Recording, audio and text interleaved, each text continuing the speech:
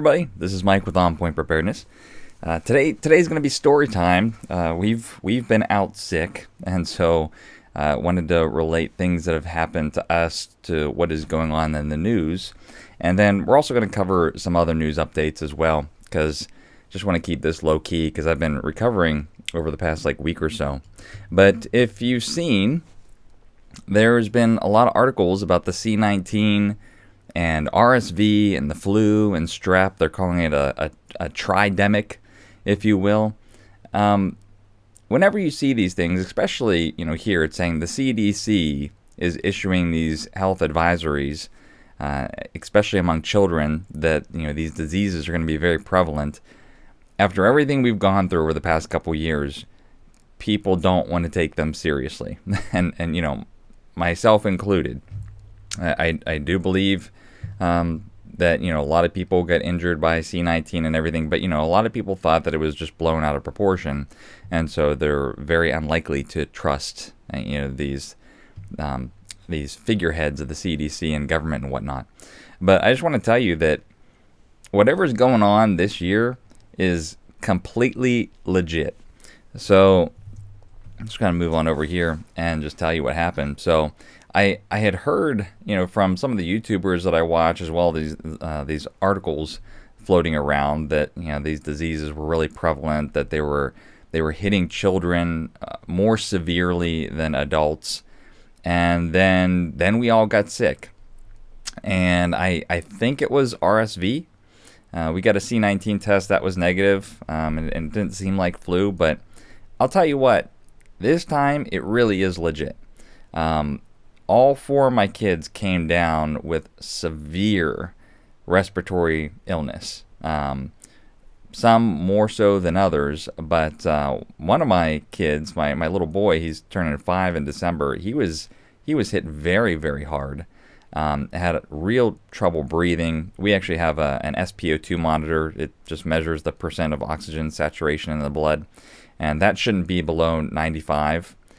Most people are around 95 to 98, and he actually got down into the mid 80s. And so I'll just tell you that we tried to get him into urgent care, and we waited 3.5 hours and still couldn't be seen, and then they were closing. And this is at a major children's hospital. This isn't like some side little urgent care or something. This was a major urgent care run out of the hospital, and there had to be 35 families in there when we got first booked in. So 3.5 hour wait. It could have been longer than that. We actually just left because we thought, well, if they're closing at 11 p.m. at night, maybe they're not even going to see us, so might as well just leave. We actually went to the emergency room the morning after, and again, there was 20 or 30 families. And the people that registered us said it's been like this for 2 months, and the lines were actually out the door right when they opened up in the ER, or not the ER, but right when that staff turned over, right when we got here, it was all the way out the door. And so we waited 2 hours to be seen in the emergency room, and so we got it ended up actually being RSV, viral inflammation, and then they actually think that pneumonia was setting in as well. So we got antibiotics for that, and everyone seems to be doing better now. So I think everyone's out of the clear. Me and my wife, we were sick, but again, it really wasn't that bad. And so the articles were pretty trustworthy this time around, that whatever is going on, and I'm not going to try to contemplate on exactly why. There's all these hypotheses as to why this year it's hurting children worse than the prior years, but it's definitely legit. There's something going on, RSV, flu, whatnot, that's just a lot stronger. Another interesting note, these articles like the one I just shared with you here, they said it's a tridemic of C-19, RSV, and flu, but one of the nurses said, at least with the children, she has not seen a single case of C-19 in the past 2 months. It was all RSV, flu, and strep. So that was interesting. Some of my coworkers are out with the C-19, so I mean that probably is going around as well. But very much with the children. This is definitely going around. So just, watch out for your kids if you can. Just try to, make sure that they're washing their hands and they're just being, hygienic, because it really, honestly, I don't think I've ever seen a virus hit all four of my kids so quick and so hard. Like, usually one of my kids will go down, and then the next week, the next one will get it. And then, it'll always be like a 3 to 5 or 7 day lag time in between the kids. And it takes us a month to get through something. But this was bam, within 3 to 4 days, all four kids down. And two of them especially got really hit hard. And then me and my wife, it wasn't that bad, but still, we're still under the weather.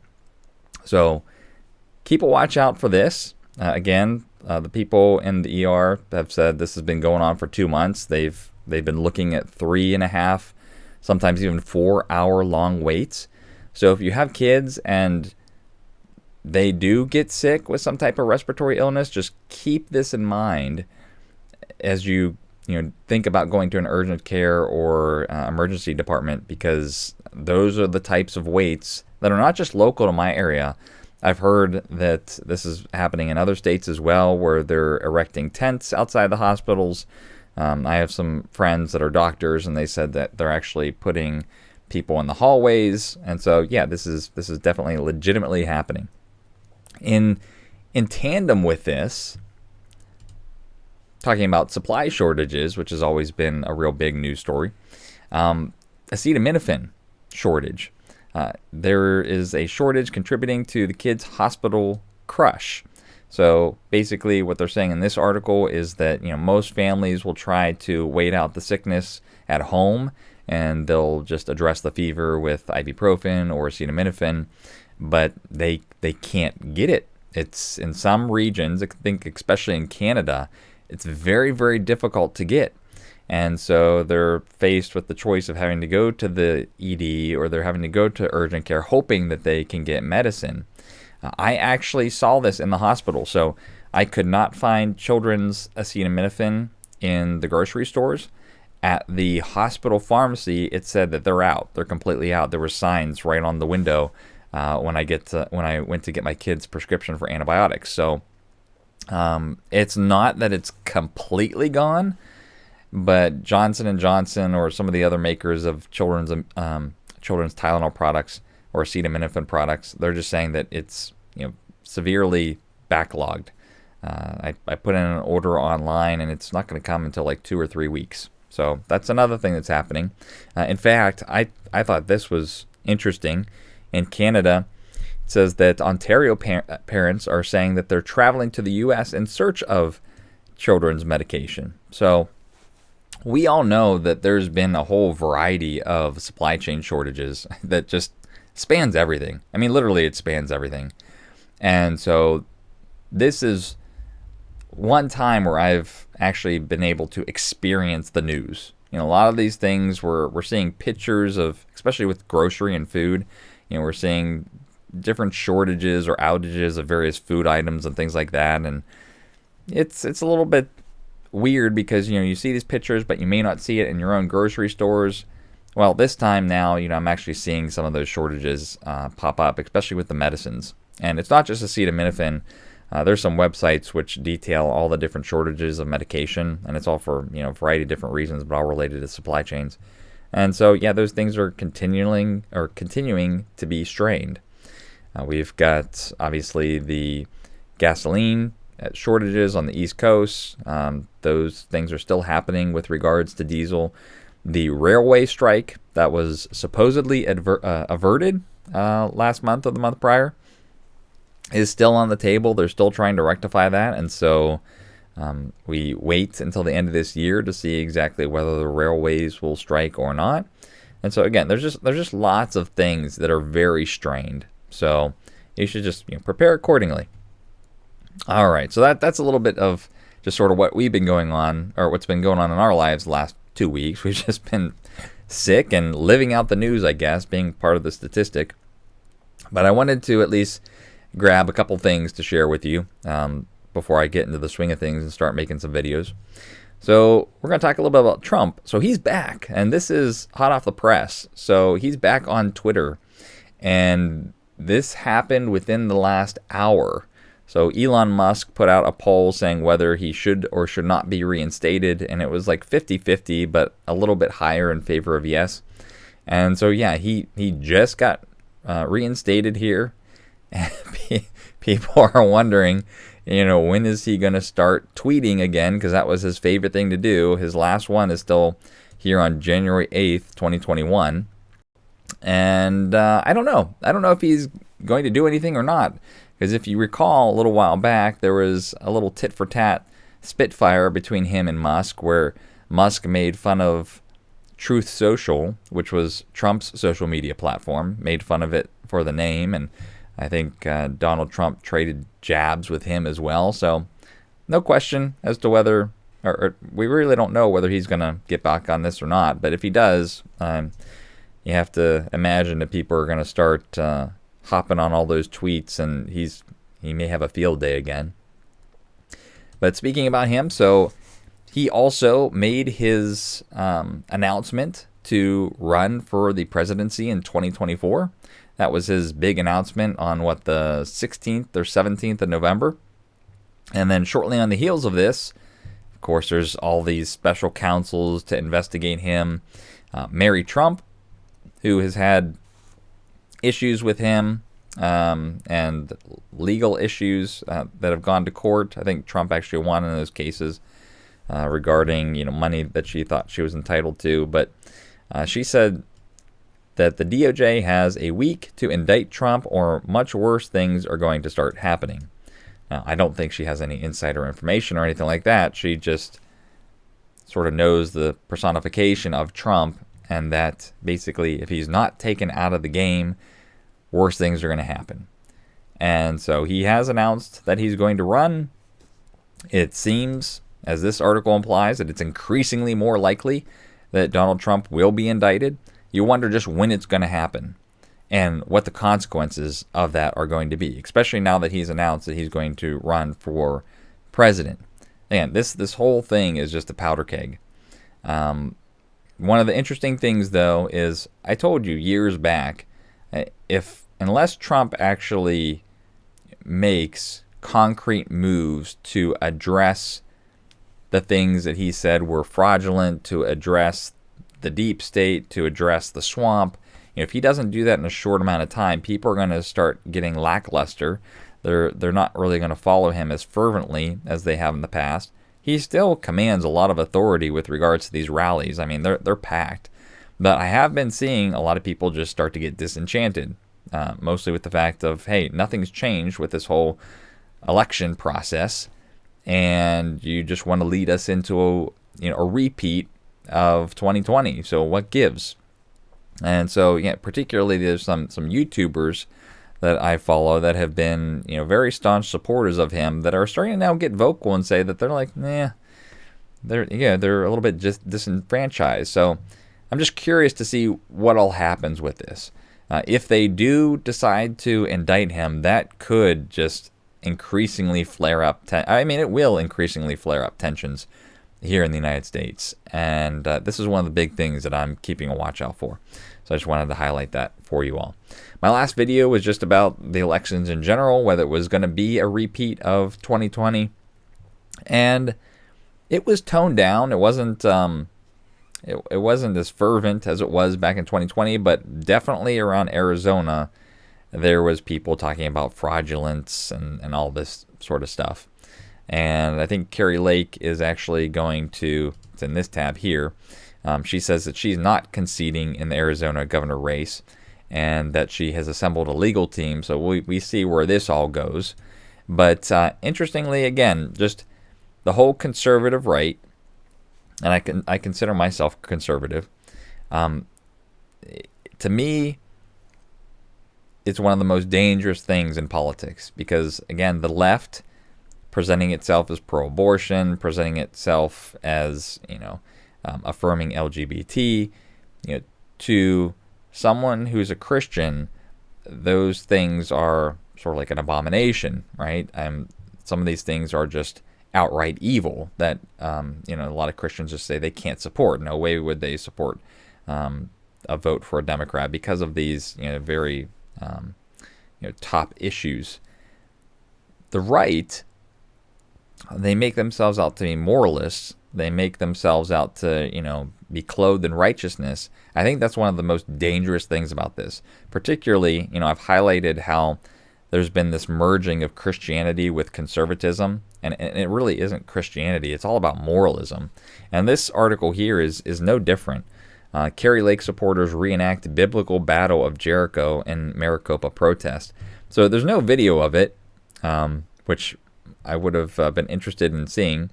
But I guess her supporters actually, did what the title implied. They marched around the Maricopa, what was it? One of the buildings here. They marched around one of the voting count centers, and pretty much hoping that it would be demolished. So it's just there's so much mimicry of Christianity in the conservative movement. I mean, we looked at Governor DeSantis and his political ads talking about on the 8th day God created a fighter, and it all focuses on DeSantis. Obviously, there's just ridiculous amounts of parallels that Trump supporters are trying to do between him and Christ. They're not saying outright that he is the Christ, but they are certainly making lots of comparisons and sort of insinuating that he is a type of worldly savior. And then you have Kerry Lake. I mean, it just keeps on going and going and going. And there's no shortage of these things. And I just find it incredibly interesting because trends. It's all about trends. For at least the past 5 years, we've been seeing these trends of exploiting Christianity within the conservative right. The Democratic left are going to call it Christian nationalism, and in fact it is. But when you look at those people on the left calling it democratic nationalism, you look at them and they're antichrist as well. That's what makes the spiritual battlefield so difficult. Is there's no one like really going down the middle and calling out both sides for the antichrist spirit that they're presenting. But in fact, it's on both sides, and that's why we walk the straight and narrow. But these types of things continue to happen. Christianity continues to be exploited, and honestly, that's one of my biggest worries. Is that all throughout history we've seen Christianity exploited for all sorts of evil purposes. We've seen it in World War II, where Adolf said that our movement is Christian. We've seen the Roman papacy use Christianity against true Christians. We've seen it so many different times, and you wonder if it's going to happen again, where you see all these New Agers and you see all these political pundits and moralists basically say that, hey, you need to stand on the side of righteousness to fight against this leftist New World Order, and we need to conquer. And that just seems like what's happening here. All right, moving on a little bit more to just a couple big stories, a little bit random, but I think I should just keep you up to date on what's happening here. Many of you may not know this if you're not really into cryptos, but there was a company called FTX, which had billions of dollars of cryptocurrency deposits, and this Sam Bankman-Fried, who's only in his 30s, the whole thing just went completely bankrupt due to fraud and just unreal mismanagement. Basically, they've called in the guy who went to remediate the Enron issues and Enron scandal. And word on the street is that he said this FTX thing just blows Enron out of the water. That it's just unbelievable exactly how funds were managed and everything. And people lost like billions of dollars lost. And this is spreading across all different types of cryptocurrencies. So Crypto.com withdrawals rise as CEO admits that there's transaction problems. So people are getting like really skittish. I mean, crypto for a while now has just been plummeting. And then you have these things on top of it. And the net result is now the government is saying, hey, this all has to be heavy regulated. And on top of that, you have these things called CBDCs, the central bank digital currencies. That's probably something that's going to come on the heels of a lot of these, I'll call them private crypto crashes. That, now, it needs to be heavily regulated. We need to have CBDCs. And if you know anything about CBDCs, it's all about control and tracking and the removal of cash. Very, very big moves with regards to what's happening in crypto. Interestingly, a Christian friend was seeing some articles on other quote-unquote Christian YouTube channels saying that, God wants you to protect your wealth and he wants you to invest in crypto. Again, these channels are very much prosperity teachers, if you will. They're really no different. And, if you follow these people, you're going to lose lots of money. I mean, I hate these prosperity teachers, especially these ones that are trying to convince people to get into all these different cryptocurrencies. I mean, people are losing tons and tons of money. To me, it's, I think there's, regarding crypto, there was this ideal for how it should be used, that it should be used as real money. And maybe if it was just used as real money, maybe it stood a chance. But I mean, it's really used as just a different type of investment option. And the fact that the world is sort of governed by fiat currency, and you can buy Bitcoin, you can buy all these other types of cryptos with fiat, the crypto just becomes subject to the whole issue with fiat. I mean, if you take Bitcoin, if you look at the majority of who owns the majority of Bitcoins, it's actually just in the hands of a couple people, and they don't even know who they are. So again, if you want to diversify and have a little bit of crypto and have a little bit of precious metals and have a little bit of this and a little bit of that, do as God convicts you to do. But me personally, I just, I maybe dabbled in it with like $50, and then I was like, nah, this is, I really don't feel like doing anything with this. And sure enough, these things are just plummeting. But still, tons and tons of people have just lost so much money from this. All right, this is interesting as well. So I told you there's a lot of like major things that just keep simmering on the surface. They're just simmering there, and they don't ever go away. But there's always a news article that just comes out every once in a while, keeping the story fresh in people's minds. And for me, I'm always wondering why. And particularly, I still think that with regards to this rebellion that's cultivated worldwide against the lies of the government, the hypocrisy of the government, what they did with the C-19, and what the elites are doing and all this stuff, I think this is another thing that at some point the top will blow off, and it's going to add to that infuriation of the public. So this one, dozens of court documents relating to 8 of Jeffrey E.'s associates will be unsealed. So it's just weird, right? It's just weird that this story just keeps on going and going and going, and the media just keeps on feeding something new and feeding something new, and it pretty much everyone knows about this guy, and they know the conspiracy, or the so-called conspiracy behind it. And so I think at some point, who knows when, this top is going to blow off, and there's going to be more people exposed, which I think the truthers already know who those people are.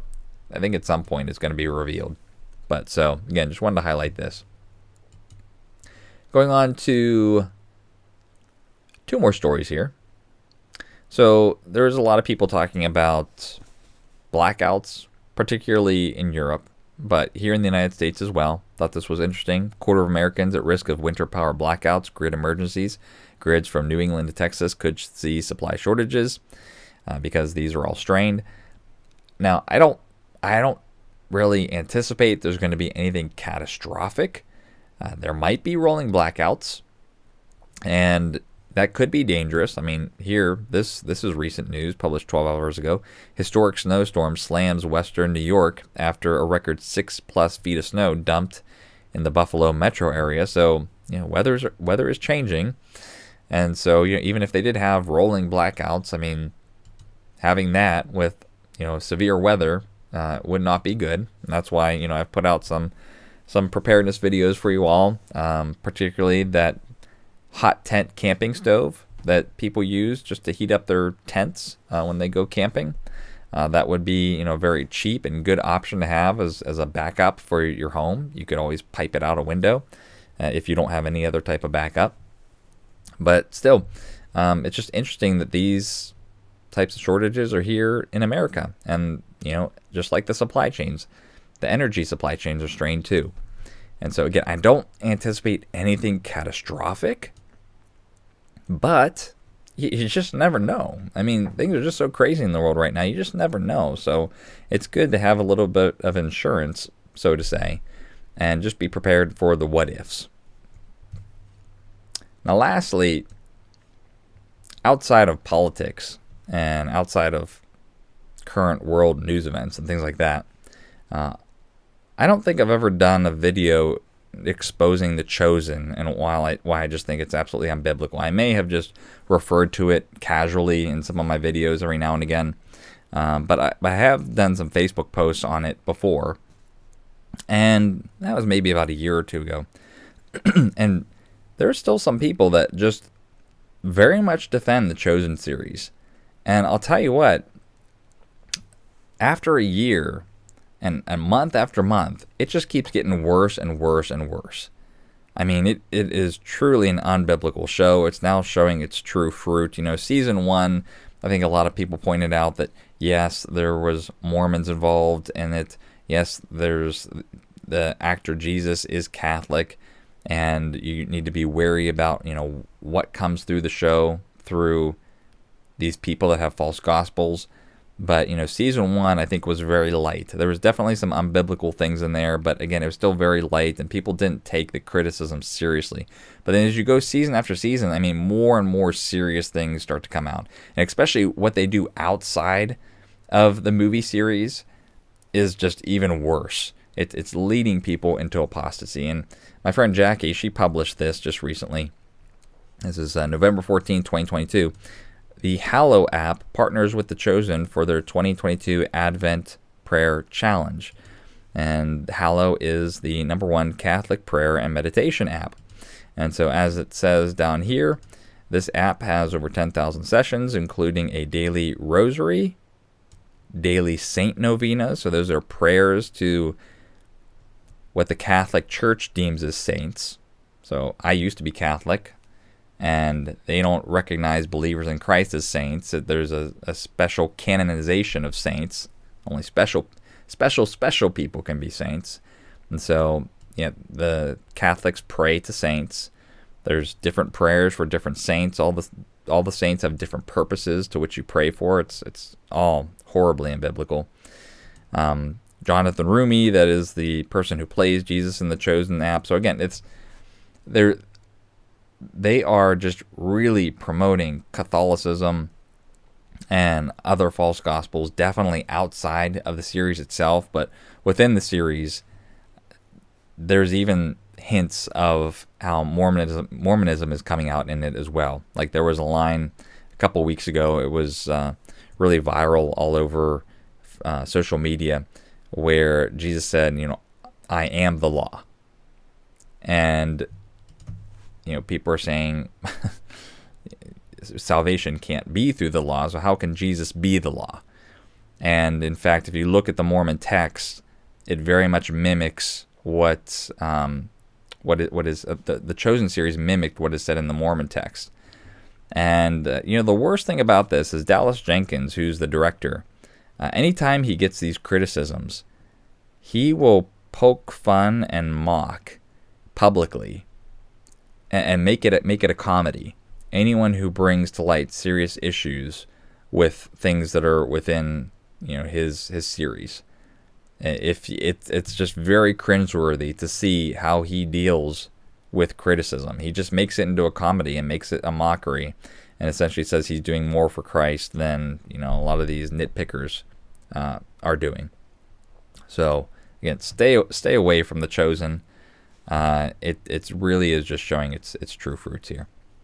So as I get back into the swing of things, a lot of people had asked me about solar energy, and I told people how I bought a Pecron system. A lot of preppers have been buying this Pecron system. And just to help me get into the swing and making videos, I may finally do that review on that system that I purchased, as well as how I built the structure to hold the solar panels. Some people were interested in that. So I may do that here tomorrow or Monday, as long as the kids continue to be well and recuperate. And this whole next week, I'm on vacation from work. So I need it. I need it really bad. So hopefully we'll get some videos out for you this week. So again, take care of your kiddos. And if they do get sick, just be mindful of everything that's going on right now, because it is legit and it is serious. We had a couple scary moments with one of our children. So yeah, just take care, and hope the Lord protects you and blesses you. This is Mike with On Point Preparedness. Take care.